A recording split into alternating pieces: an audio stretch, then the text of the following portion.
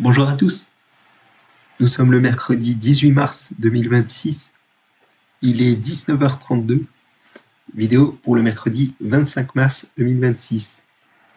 Aujourd'hui c'est la 60e archive de MotoGP avec le Grand Prix Moto d'Australie 2001 que je vous ai dit la semaine dernière qu'il ne fallait pas manquer cette archive, puisque je vous invite à bien regarder jusqu'au bout, puisque vous allez voir ce que vous allez voir dans la catégorie 500. Alors certains vous voyez peut-être l'information en italien que vous savez en français, mais est-ce que c'est vrai? Eh bien, restez à l'écoute jusqu'à la fin de la vidéo.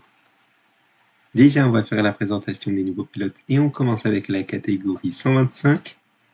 Alors en 125, comme nouveau pilote, nous n'avons que deux, et malheureusement je n'ai pas d'informations sur eux, nous avons Andrew Brooks et Kat Thompson. Donc voilà, deux Australiens malheureusement à domicile, auxquels je n'ai pas d'informations sur eux, vous l'aurez compris. Et c'est les seuls pour Jay Taylor. Enfin, pour Jay Taylor, on en a parlé il y a longtemps. Je crois que c'était en 1999 ou en l'an 2000, je ne sais plus. Mais bon, ça n'a pas trop d'importance, bien évidemment.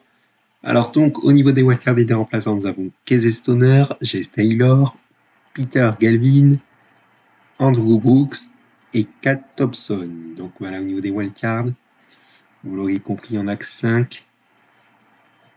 Et donc, on va passer au résultat de la première séance d'essai libre et la position de Dani Pedrosa, bien évidemment. Pour cette première séance d'essai libre, il est 22e à 2 secondes 603 millièmes du meilleur temps.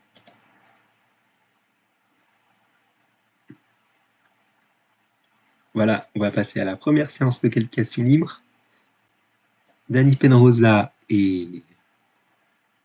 il est où Dani Pedrosa? Il est 16e à 3 secondes 715 millièmes du meilleur temps. Et nous avons deux pilotes qui ne sont pas dans le classement, Gaspare Cafiaro et Adrian Arrugo.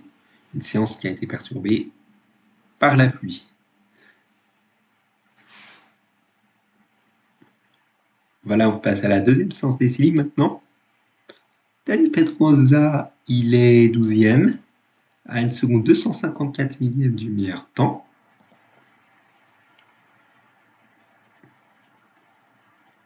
On passe maintenant à la deuxième séance de qualification libre. Dani Pedrosa, 11e à 1 seconde 411 millièmes du meilleur temps. Et Andrew Brooks, malheureusement, il n'est pas dans le classement. Et malheureusement, on ne le verra pas pour la course, d'autant plus que ça s'est joué à 14 millièmes d'être dans le classement. Donc c'est vraiment dommage pour l'Australien à domicile. Donc ça peut être très très rageant. Alors que son coéquipier, qui est Peter Galvin, il est dans le classement et on le verra pour la course. À noter que nous avons près de 2 secondes pile entre l'avant-dernier et le dernier dans le classement. Donc voilà, c'est assez curieux, mais c'est vrai.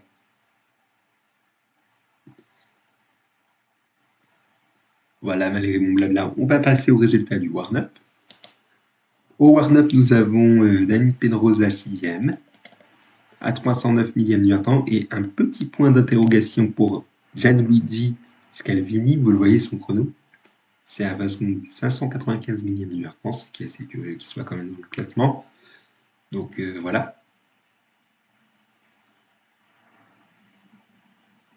On passe à la course avec 29 pilotes qui ont franchi le drapeau à damier et 5 abandons. Et Dani Pedrosa, il finit 7e à 5 secondes 562 millièmes du vainqueur.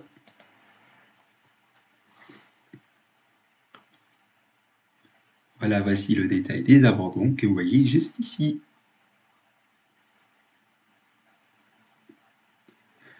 Voilà, on va passer à la catégorie 250. Alors, on va passer à la présentation des nouveaux pilotes avant de vous dire, de vous montrer les résultats de la première séance d'essai libre. Il y en a 3. Nous avons Earl Lynch, Shane Smith et Mark Rowling. Voilà, Luis Costa, on en a parlé. Et puis, normalement, c'est bon. Pour information, sachez-le, il n'y aura qu'un seul nouveau pilote pour les Grands Prix de la semaine prochaine. Ça sera respectivement en 500 pour celui de la Malaisie c'est-à-dire lundi, et mercredi prochain pour le Grand Prix Moto de Rio, ça sera en 250. Donc voilà, notez-le bien, je spoil un petit peu, mais c'est pour éviter que j'oublie. Donc voilà, au niveau des wildcards et des remplaçants, nous avons comme wildcard Earl Lynch, Terry Carter, Josh Brooks, ou Joshua Brooks, effectivement, Shane Smith et Mark Rolling. Vous l'aurez compris, il y a 5 wildcards comme en 125. Et je n'ai pas dit les remplaçants en 125 que je vous prie de m'en excuser, mais comme remplaçant en 125, nous avons Adrian Hugo qui remplace Philippe Hafneger et William De Angelis qui remplace Marco Petrini. Mais bon, voici les remplaçants en 250. Nous avons Diego Djouguvaz qui remplace Klaus Noll, Rui Costa qui remplace Julien Allemand et Taro Sekiguchi qui remplace Diego Djouguvaz. Voilà. Donc je n'ai rien mis. On va passer au résultat de la première séance d'essai libre. Et la position de Randy Depugnet, il est 7e à 1 seconde 697 millième du meilleur temps. Tandis que Marco Bellandri dernier, avec peu de tours, seulement 2, et un chrono assez énorme, 2 minutes 23 906 millième, c'est à 35 secondes 866 millième du meilleur temps, donc quand même classé, c'est assez curieux. Donc voilà.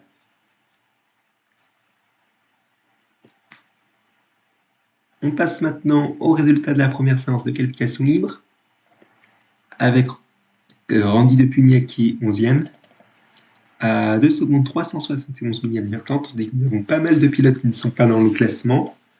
Nous avons David Thomas, Katja Poesken, Luis Costa, Mark Rolling, Earl Lynch, Ricardo Cialero et Shane Smith. Donc voilà pour ces pilotes. Ils sont 2, 4, 6, 7 pilotes à ne pas être dans le classement. Donc voilà.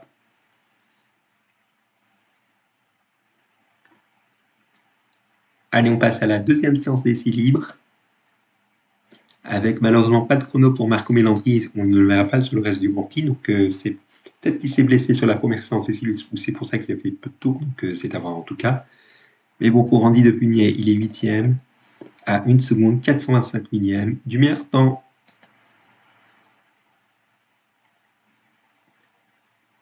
Voilà, on va passer à la deuxième séance de qualification libre. Randy Depugnet qui est 12e à 1 seconde 423 millième du meilleur temps. Malheureusement pas dans le classement. Earl Lynch et Terry Carter, on ne verra pas pour la course, ni même pour Marco Melandri et Joshua Brooks. Donc autrement dit, 4 absents.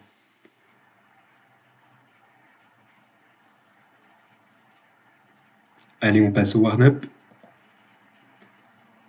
Alors Randy Depugnet, il est 8e à 970 millième du temps, et Shane Smith, on le verra pour la course malgré le fait qu'il fait peu de tours au warm-up, seulement 2, et son chrono qui est à 18 secondes 659 millième du temps et qui est quand même classé. Par ailleurs, on a pensé que Marco Melandri et Joshua Brooks seraient présents, mais malheureusement ce n'est pas le cas. Ils n'ont pas fait de chrono.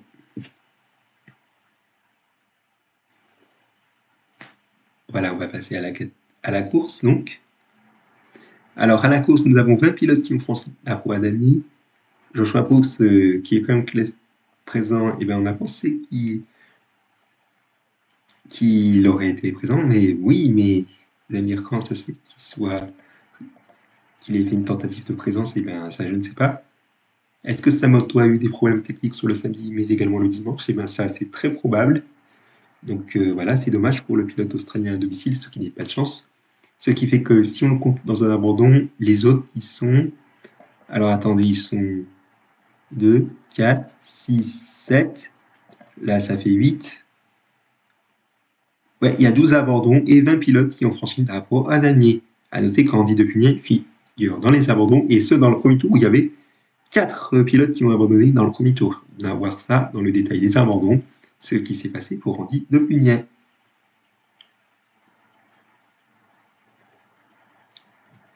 Voilà, voici le détail des abandons, puisque je vous rappelle que vous avez 5 secondes pour mémoriser en faisant pause. Et vous voyez que Randy Depugnet a abandonné à cause d'un accrochage assez énorme entre 4 pilotes, qui sont Franco Battiani, Sébastien Porto et David Checa. Donc vraiment, on espère que Randy Depugnet sera présent en Malaisie puisque cet accrochage assez énorme est assez énorme, si j'en dire. Donc voilà.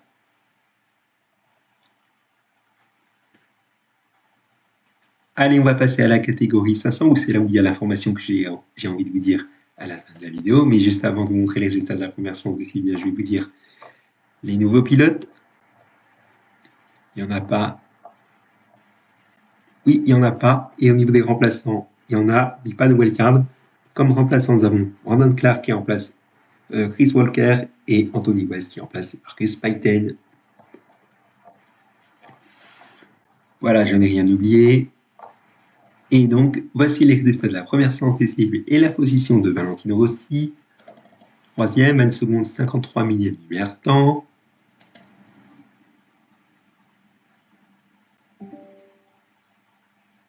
Voilà, on va passer à la première séance de calcul libre.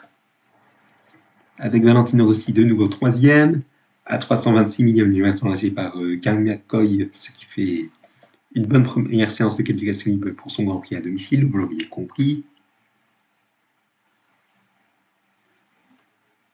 La deuxième séance d'essai libre, Valentino Rossi meilleur temps avec un chrono effectué en 1 minute 33 92 millième. Et vous voyez que les deux autres dans le top 3 sont les deux pilotes qui se battaient pour le titre de l'an 2000, souvenez-vous, sur ce Grand Prix d'Australie de l'an 2000, avec Olivier Jacques, 53 millième derrière Valentino Rossi, et le troisième, Shinya Nakano, à 179 millième du meilleur temps. C'est vraiment une deuxième séance équipe très intéressante.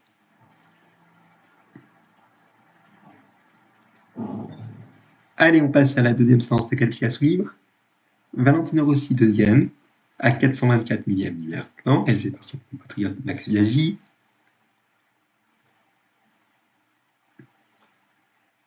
Le warm-up, avec Valentino Rossi quatrième, à 347 millième du meilleur temps.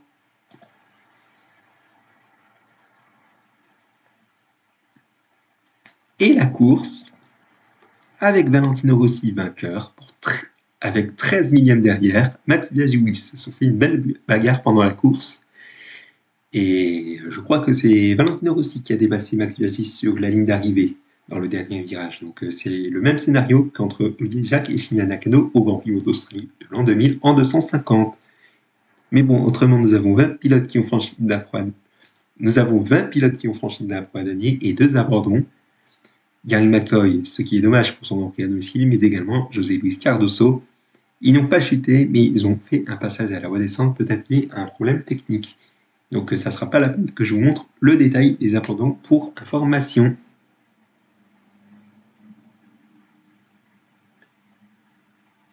Donc voilà, et vous voyez la preuve. Donc voilà, mais vous allez me dire, quelle est l'information qu'il faut noter en 500 ? Eh bien, vous l'avez vu juste ici, on traduit ça en français. Vous l'auriez compris que Valentino Rossi, avec sa victoire, il a été remporté par Valentino Rossi. Et oui, le premier titre de Valentino Rossi en catégorie reine, le troisième de sa carrière.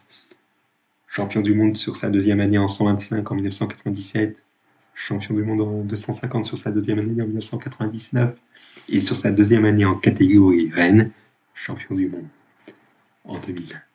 C'est assez pas mal de voir ça. Si on y est, donc vous l'aurez compris, c'est assez hallucinant d'être champion du monde sur sa deuxième année de chaque catégorie. Donc voilà. Et d'autant plus que ça sera le premier des 7 titres de Valentino Rossi en catégorie reine, puisqu'il va remporter celui de 2002, 2003, 2004, 2005, 2008 et 2009. Est-ce qu'il y aura des années où il a échoué de peu pour remporter le titre ? Eh bien oui. Eh bien ça, on aura bien l'occasion de reparler.